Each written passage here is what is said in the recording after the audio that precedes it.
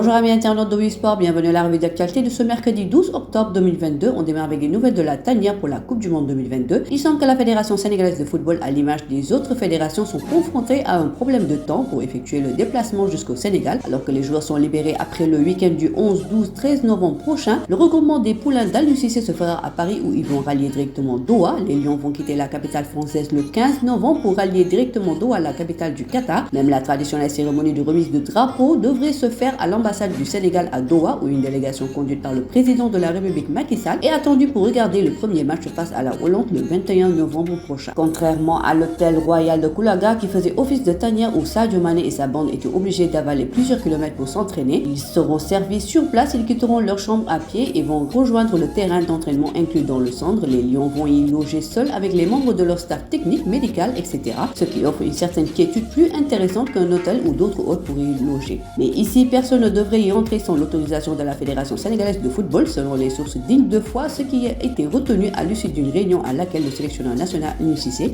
était convié. Toujours en marge de la prochaine Coupe du Monde qui se jouera au Qatar, le ministre des Sports sénégalais Yankhoba Diattara s'est rendu à Doha pour s'acquérir des derniers réglages. Le patron du sport sénégalais est revenu sur les grands moments de son audience avec son homologue qatariste, M. Sarah bin Hadi Ali. S'agissant de la délégation sénégalaise attendue au Qatar pour les besoins de cette joute mondiale, le ministre se veut rassurant.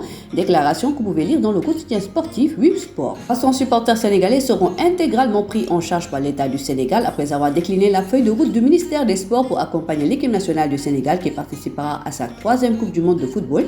Yankhoba Diattara s'est tourné vers les conditions d'accueil et d'hébergement des centaines de supporters sénégalais qui feront le déplacement au Qatar. Pour pousser les Lions, il a ainsi déclaré que l'État du Sénégal prendra intégralement en charge 300 supporters. Par ailleurs, l'aspect sécuritaire a été battu en brèche par Yankhoba Diattara qui va, avec l'aide de l'ambassadeur du Sénégal au Qatar, va assurer la sécurité des 10 supporters sénégalais. La FIFA a dévoilé ce mardi l'enveloppe totale allouée pour indemniser les clubs dont les joueurs vont prendre part à la phase finale du mondial. Dans le cadre de son engagement à reconnaître la contribution apportée par les clubs au succès de la Coupe du Monde, la FIFA a ouvert ce mardi les inscriptions de son programme de répartition des bénéfices aux clubs doté d'une enveloppe de 209 millions de dollars, soit environ 141 milliards de francs CFA. Pour la première fois cette année, les clubs pourront y s'inscrire en ligne par le biais de la plateforme du panorama du football professionnel de la FIFA. À la clé, environ 10 000 $, environ 6 700 000 francs CFA pour chaque jour passé par un joueur en sélection du début de sa préparation officielle jusqu'au dernier match de la compétition. Cette indemnisation concerne tous les clubs auprès desquels le joueur a évolué au cours des 2 années précédentes de la compétition. Les clubs de la Ligue 1 sénégalaise s'y frotteront les mains si Aliou Cissé sélectionnait des joueurs locaux pour la Coupe du Monde au Qatar. Après tout, on peut comprendre pourquoi certains joueurs dépensent des fortunes pour s'offrir des internationaux de renom. On termine par du lamb. Reprend à cœur son prochain combat organisé par Caston Production et déférera Sanchez en mars 2023 à l'arène nationale. L'adepte du MMA affirme être prêt sur tous les plans pour mettre à terre son adversaire. Le lutteur de Thiaroye est plus que déterminé à prendre le dessus sur son adversaire Sanchez, non seulement pour préserver son statut d'invaincu dans l'arène, mais également pour faire taire le frère de Balla Gaye 2 qu'il taxe de bon parleur. Pour le lutteur de l'écurie Thiaroye-sur-Mer, il ne ménagera aucun effort pour le dominer. Armé dépose un certificat médical initialement prévu ce dimanche 16 octobre à l'arène nationale. Le combat entre Armé, écurie Ben Barak Mbolo, et Mbaye Gouye, écurie Badiou Dionne, ne se tiendra plus à cette date et sera probablement reporté après la blessure au genou du lutteur de l'écurie Ben Barak Mbolo à une semaine du choc. Comme il l'a fait avec Modulo et Goro Sok, le comité national de gestion de lutte devrait reporter le combat de lutte entre Armé et Mbaye Gouye. Toutefois, il faudra attendre une contre-expertise de la commission médicale du CNG de lutte qui va convoquer Armé dans les prochaines heures pour confirmer ou pas sa blessure. Ainsi, si l'intégrité physique du lutteur s'avère effectivement touchée, le promoteur du combat Ibrahima Diop va soit reporter le combat ou tout simplement annuler sa journée de lutte de ce dimanche avant de le reprogrammer pour une date ultérieure. Voilà, c'est tout pour aujourd'hui. L'actualité sportive continue sur nos plateformes digitales. Le site numéro 1 du sport au Sénégal, wisport.com,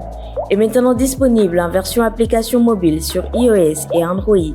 Retrouvez l'actualité du Sénégal pour tous les sports en direct sur votre téléphone: football, lamb, basket, sport de combat, athlétisme et bien d'autres disciplines. Toutes les statistiques des championnats sénégalais, les matchs, les résultats, les classements à suivre en direct sur votre application Wisport.